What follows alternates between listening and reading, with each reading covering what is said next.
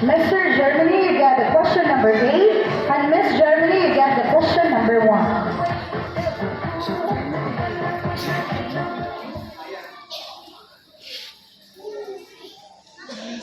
Okay, here's a question for Miss Germany.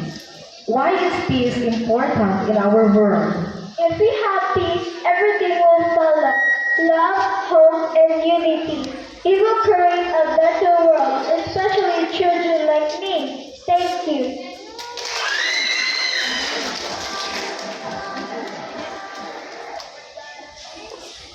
Okay, for Mr. Germany. How can we make the world a more peaceful place? By cultivating kindness, empathy, and inclusivity.